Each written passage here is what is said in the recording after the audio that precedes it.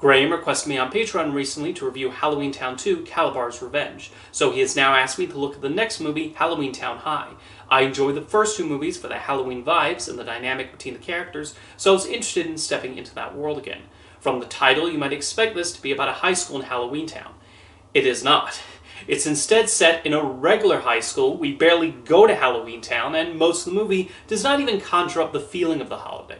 Halloweentown High has a surprising cheapness to it, especially compared to the first two movies. And while those two did a decent job of easing you into the story and the dilemma Marty Piper and her family face, this one immediately jumps you into it, and feels like we're getting into the story in media res. They really wanted to get the Halloweentown exchange students to the real world as quickly as possible and get things going. I personally did not find these exchange students to be all that compelling, and the film seems a lot more interested in Marnie's troubles anyway. Regarding the main family, the film at least tries to evolve them in some way. Kimberly J. Brown continues to do well as Marnie, although you would think after what happened in the last movie, she will be a lot more careful about a boy she likes. I do like the mother is eased up a lot more here and is basically accepted that her family consists of witches. It would have been tiring to yet again have her be the stick in the mud who keeps looking down on her heritage. The brother Dylan is strangely depicted as racist against trolls in this movie. He makes a big deal about this girl being a troll and how disgusting she looks, and I was like, she looks fine. What's wrong with you? As for Sophie, she's there. I wonder if after the script was written, the filmmakers realized they forgot a character and so hurriedly scribbled her in there because she serves absolutely no purpose and has no role in the story. She just appears a few times to remind us she's around. The best moments of this movie belong to Debbie Reynolds as the grandmother Aggie. She remains an absolute delight in this role, and she gets some of the funniest bits. There are a few times when you hear her saying something funny when the camera is not even on her. I also really liked her alligator bag with an appetite for everything. The visual effects team did a great job with that. Like I said, there's not much of a Halloween-y vibe this time around, which feels like a disservice to what makes this franchise so appealing. It's only at the very end, during a carnival, where it actually starts to resemble a Halloweentown movie, and while the stakes seem low, I do like a few of the story choices. I will admit I did not see a few reveals coming, as the film throws in some turns related to who's responsible for some of the bad things that happen. Watching these movies lately, I have noticed a certain recurring theme, and I think it's a worthwhile one.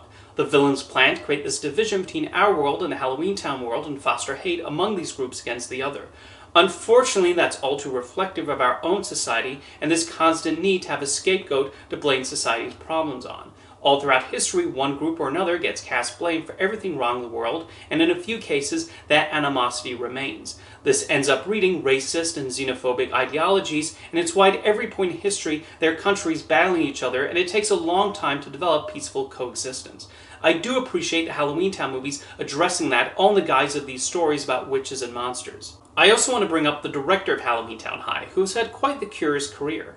Mark A.Z. DePay has mostly had a career in visual effects, starting in Industrial Light and Magic, where he played a major role in the groundbreaking computer-generated effects of The Abyss. He then worked on movies like Back to the Future Part 2, Ghost, Terminator 2 Judgment Day, Jurassic Park, and The Flintstones. He made his feature directing debut with the superhero movie Spawn, but then would not direct another movie for 7 years, when he eventually made 2 Disney Channel original movies, this and Pixel Perfect.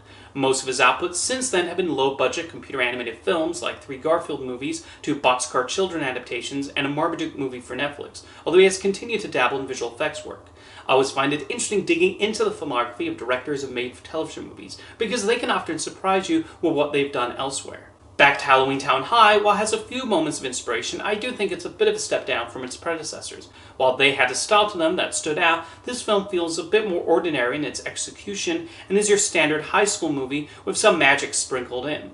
Judging it on its own terms, Halloweentown High is an okay watch, and it does have its moments, mostly courtesy of Debbie Reynolds, but the story is not one that particularly excited me through most of the runtime. But what do you think of the movie? Let me know your thoughts in the comments, and thanks for the request, Graham.